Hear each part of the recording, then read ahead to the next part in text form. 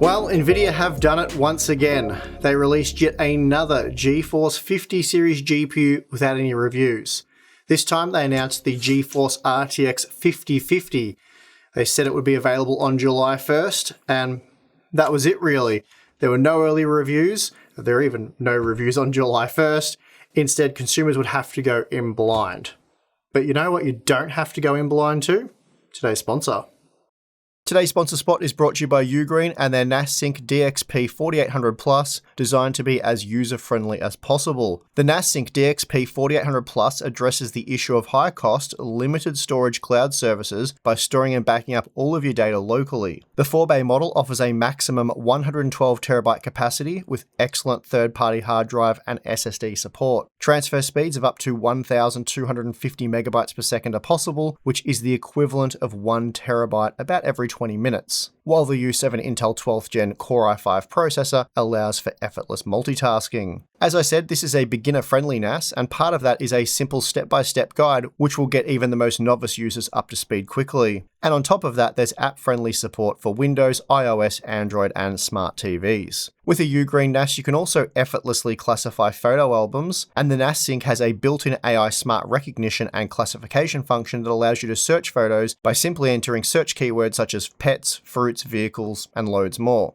So if you'd like to learn more about Ugreen's latest NAS and their Amazon Prime Day deals, please check the link in the video description. Okay, so the first time Nvidia did this with a GeForce 50 series product was with the RTX 5060 Ti 8GB. The 16GB model, apparently that was fine. Nvidia was okay with you seeing benchmarks for that model, but the 8GB version, no sir. You just had to assume that it worked the same way. And the play there was to block partners such as MSI and Asus from sending out 8GB cards to reviewers. And even the retail availability, that was delayed for a few days, allowing the 16GB reviews to permeate the internet. The plan worked though, as there was very little 8GB coverage for the 5060 Ti, and what did appear was heavily delayed.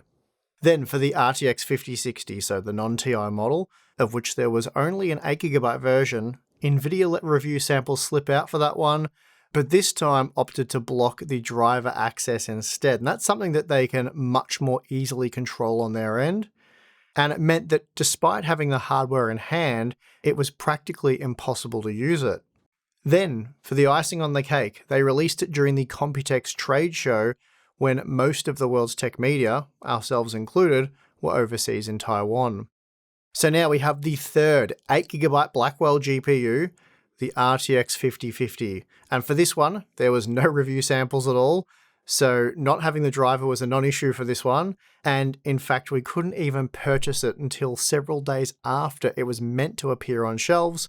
So a bit of an odd release, but certainly not the strangest thing Nvidia's ever done. Anyway, the good news is, if you can call it that, I have an RTX 5050. Which I paid a little over 500 Australian dollars for, so certainly not the best investment I've ever made, but we did need a review after all. But before we jump into the blue bar graphs, let's quickly go over some of the specs. So the RTX 5050 is set to cost $250 US, making it $50 US cheaper than the RTX 5060. It uses a smaller GB207 die with 16.9 billion transistors in a 149 square millimeter die. So it's 17% cheaper than the RTX 5060, but there are 33% fewer cores. And along with that, Nvidia's also downgraded the GDDR7 memory of the other Blackwell GPUs to GDDR6 for the 5050, reducing the memory bandwidth by almost 30% to 320 gigabytes per second. And this means the 5050 could be considerably slower than the 5060, and to the degree that we'll see it offer much worse value, which will be very disappointing if true. Now, for testing, a lot of the games have been benchmarked using higher quality presets, and this is because the data is used to compare with a wide range of products, all the way from an RTX 5050 right up to the RTX 5090. That said though, while retesting with low or medium quality presets would improve the frame rates, you can expect to find very similar margins between competing products. For example, the RTX 5050, 5060 and 9060 XT 8GB will all scale in a very similar fashion, meaning the overall findings will be much the same. All of that said, if there is enough demand, I will retest a select range of budget GPUs using lower quality presets in a separate content piece. Then there's the CPU, and of course I will be using our standard GPU test system, which has a 9800X 3D, because again, we want the data for all GPUs to be comparable, and I will actually produce a video soon where I compare all current and previous generation GPUs. But from a benchmarking perspective, removing the CPU bottleneck makes the most sense, and this test method really only becomes problematic in outlier cases where the CPU overhead is excessive, like what we see in some games with the B580. In the case of the RTX 5050 and 9060 XT though, we would see very similar margins between these two products with a Ryzen 5 7500F for example, and that's because you're almost always going to end up being GPU limited, so just keep that in mind. Anyway, let's move on to the benchmarks to find out what the RTX 5050 has for us. First up, we have Marvel Rivals at 1080p, and here the 5050 was good for 50 FPS. So playable performance, and of course you can lower the quality preset. That did make it 25% faster than the RX 7600, which is a similarly priced previous generation product, and it even managed to match the ARC B580. However, the 8GB 9060 XT was 25% faster, though given it cost 20% more, that's really only a slight advantage for the Radeon GPU in terms of value. So in this particular test, the 5050 looks decent. It's certainly not going to blow anyone away with its performance, even for $250 US, but I'd say it's passable here, or near enough too. Next up we have Star Wars Jedi Survivor, and again the performance at 1080p is solid, 70 FPS on average, though that's only enough to roughly match the ARC A770, so the older ARC GPU, and the old Radeon RX 6650 XT, so certainly not amazing in that sense. And worse still, this time the 9060 XT 8GB was 41% faster. That's a massive increase given the difference in price. Moving on to Cyberpunk 2077, this is another game where the RTX 5050 delivers reasonable performance using the high preset at 1080p. 72 FPS on average is certainly playable, though relative to several other entry-level products, it's not particularly great.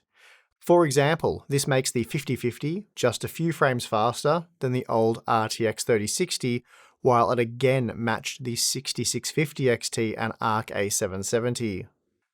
The very disappointing results, though, are seen when comparing to the 9060 XT 8GB, as here the 5050 gets slaughtered. The Radeon GPU was 54% faster, rendering 111 FPS on average, resulting in a much more impressive experience. Now moving on to Hogwarts Legacy, which has also been tested using the high preset, so the second highest preset, we see that the RTX 5050 is again good for 70 FPS on average, which in this example is the same level of performance seen from the ARC B580 and RTX 4060, along with the 6650 XT. As a result, the 9060 XT 8GB was again massively faster, delivering 50% better performance with an average of 105 FPS, and again it cost just 20% more. So in terms of value, this does spell disaster for the new budget GeForce GPU. For testing The Last of Us Part 1, the Ultra preset is used as most GPUs can deliver over 60 FPS, and we see that that's indeed the case with the 9060 XT 8GB, which ended up almost 40% faster than the RTX 5050. The 5050 came in slightly slower than the RX 7600, but comfortably ahead of the 6650 XT, so not exactly amazing performance, even at $250 US. Now, Star Wars Outlaws enables ray tracing by default, so this is a glimpse of what the RTX 5050 might offer for those interested in RT performance. We're looking at just 34 FPS on average here, which is the same level of performance seen previously from the RX 7600, and ever so slightly better than the ARC A770. It also meant that the 9060 XT 8GB is almost 50% faster in this example, rendering 50 FPS on average. As was the case in Marvel Rivals, the RTX 5050 is somewhat competitive in Space Marine 2. Here the 9060 XT 8GB was 22% faster, so in terms of value they're quite similar, and in the end the 5050 was comparable to the RTX 4060 and 6700 XT, so not too bad I guess. Obviously, I'm not expecting the RTX 5050 to do all that well relative to the 9060 XT 8GB in Call of Duty Black Ops 6, given Radeon GPUs typically perform very well in this title. But just 60 FPS on average at 1080p is rather weak performance, and that made it barely faster than the RTX 3060 and RX 6600, and slower than the 6650 XT and Arc B580. Meanwhile, the 9060 XT 8GB was 100% faster. Finally, the last game we're going to look at the individual results for is Clair Obscur Expedition 33, and here the 9060 XT 8GB was 38% faster than the RTX 5050. Meanwhile, the 5050 was comparable to the RTX 4060 and 7600 XT, along with the Arc B580 and RX 7600. Now, as noted earlier, the RTX 5050 features a 130 watt TDP, and therefore requires just a single PCIe power input. For our testing, we're measuring the power draw from both the GPU and CPU, as this accounts for any CPU overhead. The RTX 5050 consumes roughly the same amount of power as the RTX 4060, meaning it uses around 60 watts less than the 9060 XT, so a reasonable saving, though of course it was much slower in our gaming benchmarks. Speaking of which, here's how the RTX 5050 performed on average at 1080p across all 18 games tested. For the average frame rate, we're looking at 66 FPS on average, which disappointingly made it 3% slower than the RX 7600. So in other words, you're getting roughly 7600 performance for 7600 money, though it is upgraded with better quality upscaling, so there is that. The big problem for the RTX 5050 as I see it is the 9060 XT 8GB, which might cost $50 US more, so that's a 20% premium, but the Radeon GPU was a massive 44% faster on average in our testing. Of course, I don't recommend you waste money on any 8GB GPU in 2025 and instead opt for the 16GB version of the 9060 XT, and while that is considerably more expensive than the 5050, presumably you're keeping whatever you buy now for at least the next 4 years, meaning it's a long-term investment, so spending more on something that will actually last seems like the smart play. And as an example of that, if we look at the 1440p data, we see that here the 9060 XT is now 56% faster on average, which is a result of the 9060 XT handling the increased load better, but also the PCI Express x16 bus does help smooth out a few more of those VRAM related issues. And then if we look at the 16GB version of the 9060 XT, we see that on average it was almost 80% faster than the RTX 5050, with 96% stronger 1% low performance, making it the obvious budget choice for me, but let's go take a close look at value now. First, here's a historic look at value across the generations based on the MSRP, which I'm aware hasn't always been a thing. Anyway, if we look at a part such as the Radeon RX 7600, which was available at the $270 US MSRP and then dropped down to $250, but if we compare the RTX 5050 with the 7600's $270 US MSRP, we see that in terms of cost per frame, it's barely an improvement, reducing the cost per frame by a mere 5%. Worse still, the 5050 costs more per frame than the 8GB 5060 Ti. It's only a 3% increase, but value is meant to increase as you work down the food chain, not get worse. And even worse is the fact that the 9060 XT 16GB, if it was available at the $350 US MSRP, it would actually be better value. 7% better value based on this data, and then of course you have the 8GB model, which is 20% better value. A shocking result for Nvidia's new budget GPU. So all of that looks very bad for the RTX 5050, but let's go look at some real-world retail pricing. Okay, so here's a look at the models you can currently buy at retail in the US. In terms of value, the RTX 5050 is slightly worse than the 16GB 9060 XT, 8GB 5060 Ti, and quite a bit worse than the RTX 5060. Again, it costs 20% more per frame than the 9060 XT 8GB, so if you're okay with just 8GB of VRAM, the 9060 XT is a much better product, but again, I'd recommend saving up for the 16GB model, as it is faster again, and it's a competent 1440p gamer, and of course it will stand up much better in the future. In fact, it's doing so right now.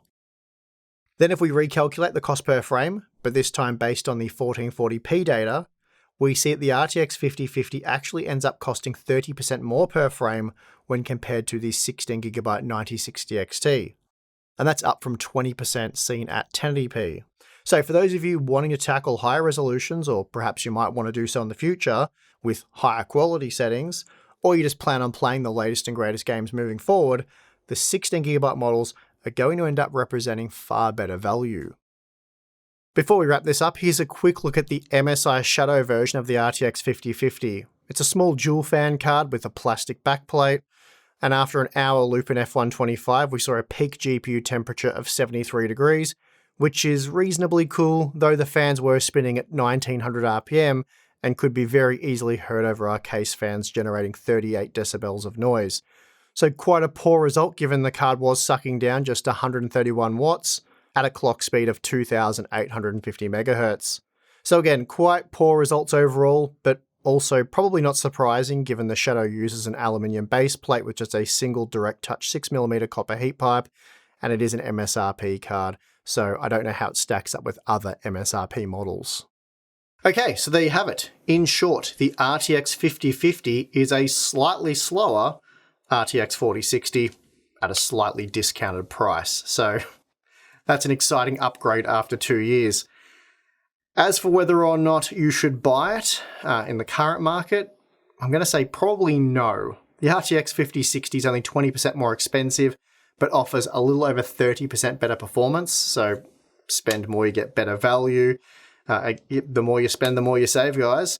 And realistically, an even better deal awaits from AMD with the 9060 XT 8GB, which also cost 20% more. But in our testing, it was a little over 40% faster. Of course, the 8GB 9060 XT is also a poor product that I highly recommend you avoid, and instead opt for the 16GB model, which is considerably more capable and will hold its value far better. In terms of cost per frame, the 16GB 9060 XT is also slightly better value than the RTX 5050, and that's taking into account the slightly above MSRP price of $370 US. But even at a $130 US premium, it's quite clear that the 9060 XT 16GB is the way to go. And look, I know it's far from a trivial price difference, and unfortunately not everyone can just come up with that kind of money. And if that's the case, then I strongly recommend trying to dig deep for that extra $50 for the 9060 XT 8GB, or I suppose worst case, the RTX 5060, as both of those products are better value. The RTX 5050 really is a horribly disappointing prospect for $250 US. At that point, you might as well try your luck on the second-hand market. As for stuff like ray tracing performance, given the RTX 5050 is generally a little bit slower than the RTX 4060, you can largely expect to find the same when it comes to RT performance. I haven't bothered to update the RT benchmark data for all of the entry-level and low-end GPUs, as they generally can't do it very well, so testing has been a low priority. But here is one example using what we call a transformative RT experience in Cyberpunk 2077. Again, the 5050 is slower than the 4060, which is 46 FPS on average at 1080p using quality upscaling, so not exactly what I'd call a great experience. The only good things you can say about the RTX 5050 is that it consumes very little power, so therefore runs cool and has the potential to be very quiet, though the MSI Shadow model that I purchased was very basic and didn't have the best cooler on it. But it is an MSRP model, so perhaps that'll be the norm. Hard to say, having only looked at a single model so far. Now, perhaps the most important feature of the RTX, it's very plasticky, isn't it? Anyway, the most important feature of the RTX 5050, or maybe the most important feature, is the fact that it delivers DLSS 4 support to the lowest price point yet. Sadly, though, I don't think that fact alone makes it good value. I don't really think it's good value at all, because as I said, you are just better off buying a 50 series product if you want to maximize your investment, while still getting some DLSS 4 goodness. So really, that's the 5050 in a nutshell. It's very cheap, very plasticky, and not worth buying. Not just this particular model. That goes for all RTX 5050s, at least at $250 US. I think at $200 US, it probably becomes a good buy. But yeah, at $250, I'd just... Well, unfortunately, you're being upsold to either a RTX 5060 or a 9060 XT 8GB. I'm not happy the fact that you have to spend an extra $50, but that's just what you want to do, or what you have to do if you want to maximize your investment. And then even then, you've probably got to spend a bit more money because the 16GB 9060 XT is as cheap as I would recommend you go. So that's just the state of things at the moment. I wish there were better value cards, there just isn't. So it is what it is. I can only call it. I don't get to make the rules. Anyway, that is going to do it for the coverage of the RTX 5050 for now. As I said, depending on demand, I might do some low, medium testing, maybe some CPU, GPU scaling stuff. We'll see. Yeah, if you like the video, you know what to do. Subscribe for more content. We have the join button, Patreon. You get access to our exclusive Discord server, monthly live streams, behind the scenes content, and Q&A stuff. So check that out if you're interested. But if not, that is perfectly fine. I would like to thank you for watching this video. I'm your host, Steve. See you again next time.